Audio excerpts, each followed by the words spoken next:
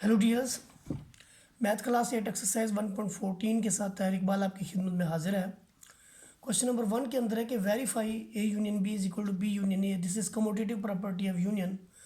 And part B के अंदर हमारे पास है कमोटेटिव प्रॉपर्टी ऑफ इंटरसेक्शन। तो इसके अंदर देखें कि पहले नंबर पे हम पहला पार्ट करेंगे। इसके लिए हमें पहला पार्ट के अंदर एक सेट दिया हुआ है जो कि 1 से लेकर 10 तक हमारे पास सेट ऑफ नेचुरल नंबर्स हैं। और पार्ट बी के अंदर देखिए आपके पास 7 से लेकर 12 तक नंबर्स मौजूद हैं। आपने ए यूनियन बी लेना है तो पहले आप ए लिखेंगे, यूनियन लगा के बी लिखेंगे।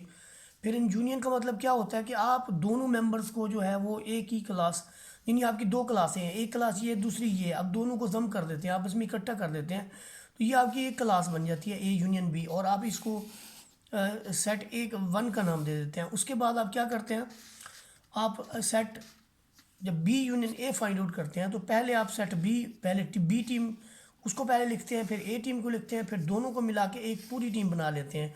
तो ये आपके पास फिर बी यूनियन ए आ जाता है। तो आप देखिए जो आपके पास इक्वेशन नंबर 1 है, ये आपके पास इक्वेशन नंबर 1 है, ये आपके पास इक्वेशन नंबर 2 है। तो by 1 and 2 A union B this is equal to B union A. तो ये साबित हुआ कि left hand side is equal to the right hand side. इसके बाद हम इंटरसेक्शन वाला पार्ट बी करेंगे।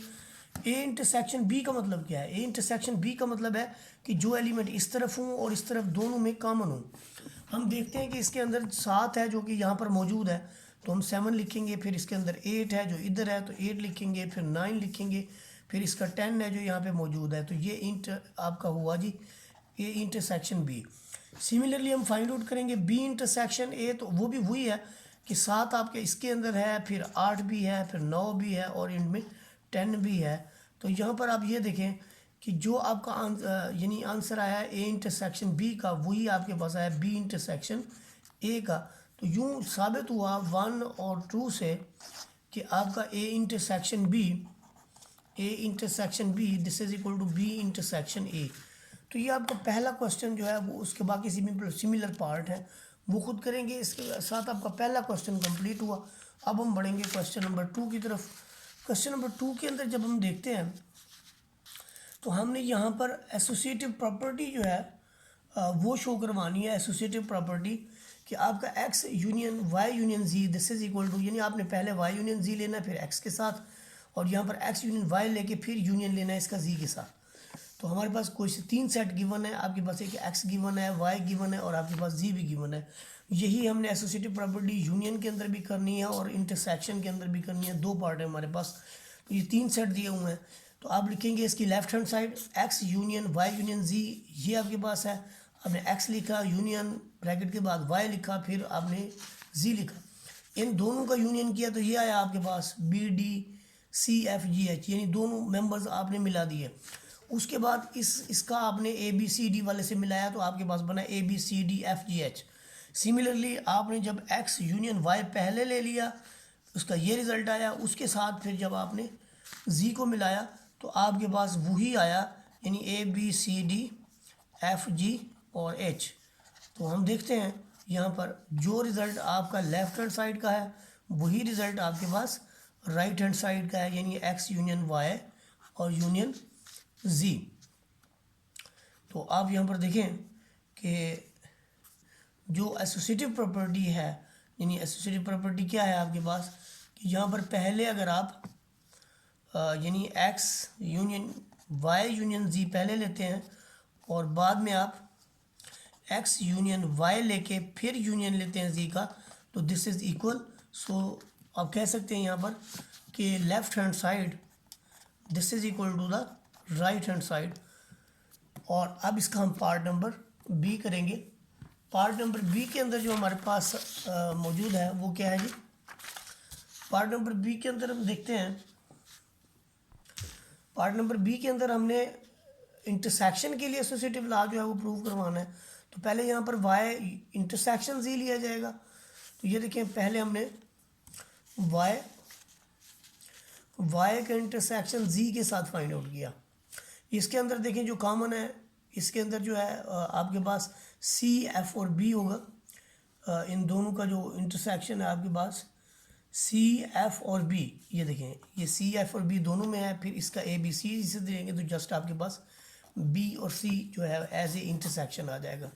सिमिलरली जब हम इसकी राइट हैंड साइड लेते हैं तो उसके अंदर हमें एक्स इंटरसेक्शन वाई पहले लेना पड़ेगा, जो कि आपके पास ए बी सी है, यानी जो इसमें भी हो, इसमें ए नहीं है अगले में, लेकिन उसके अगले तीनों वर्ड जो हैं B C B D C वो इन तीनों के अंदर हैं। देखिए आप, तो इनको लिख लिया। लिखने के बाद आपने सी एफ जी बी से मिलाया, तो इसका सी इधर भी है इधर भी है, इसका जो बी है वो इधर भी है इधर भी है, तो दोनों में जो कॉमन है वो आपके पास बी सी है। तो आप देखिए जो हमारे पास लेफ़्ट हैंड साइड बनी थी यहाँ पर, ये वाली, ये आपके पास लेफ़्ट हैंड साइड है, वही यहाँ पर आपके पास राइट हैंड साइड का आंसर आ रहा है। सो इसके मतलब ये हुआ कि आपके पास एसोसिएटिव लॉ जो है वो प्रूव हुआ, और यूँ आपका क्वेश्चन नंबर 2 जो है वो भी कंप्लीट हो गया। अब हम बढ़ेंगे क्वेश्चन नंबर 3 की तरफ।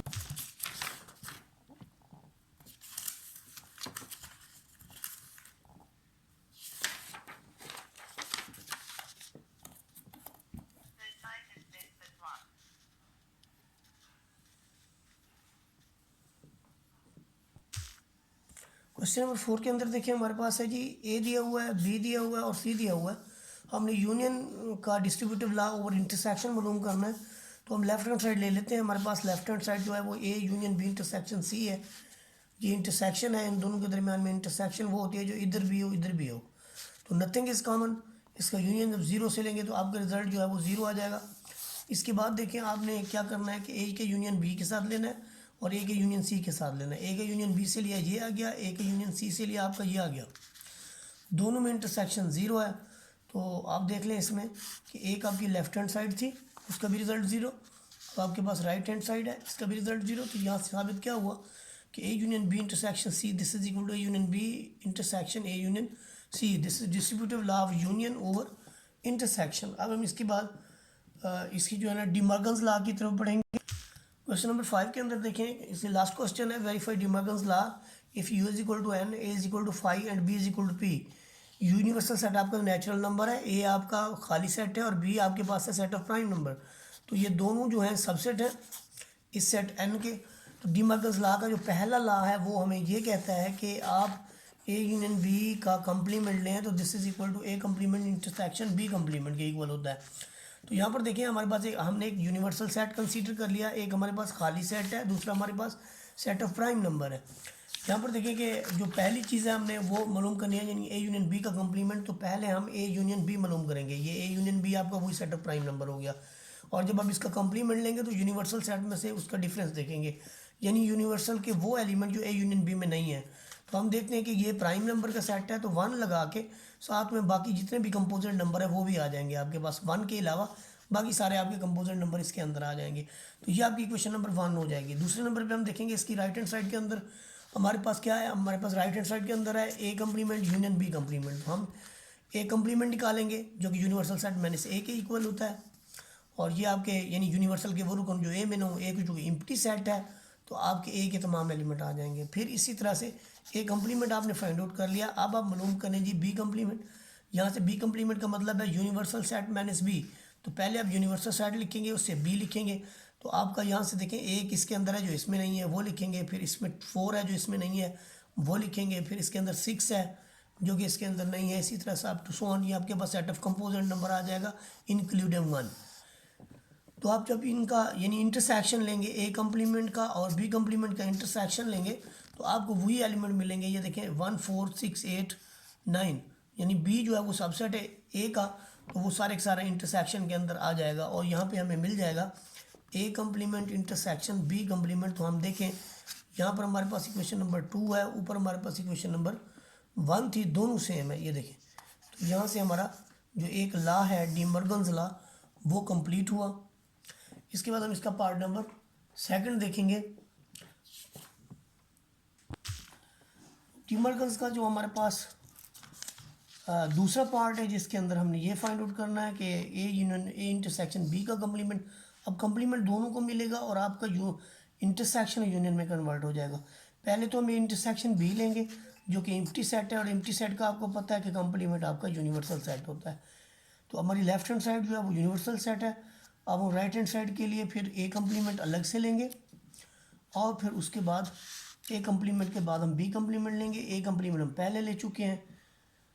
ए कम्प्लीमेंट हमारे पास जो है वो पहले ही है, यूनिवर्सल सेट आएगा। बी कम्प्लीमेंट लेंगे, इन दोनों का जो यूनियन है वो ज़ाहिर है फिर बड़ा सेट होता है। तो A complement union B complement आपके पास बड़ा सेट आ जाएगा। तो यहाँ से हमारे पास साबित हो जाएगा, आप देखें क्वेश्चन नंबर 1 को और क्वेश्चन नंबर 2 को, कि A intersection B complement this is equal to A complement union B complement. यहाँ से हमें मिलेगा कि left hand side is equal to the right hand side. तो ये हमारी एक्सरसाइज जो है वो कंप्लीट हुई।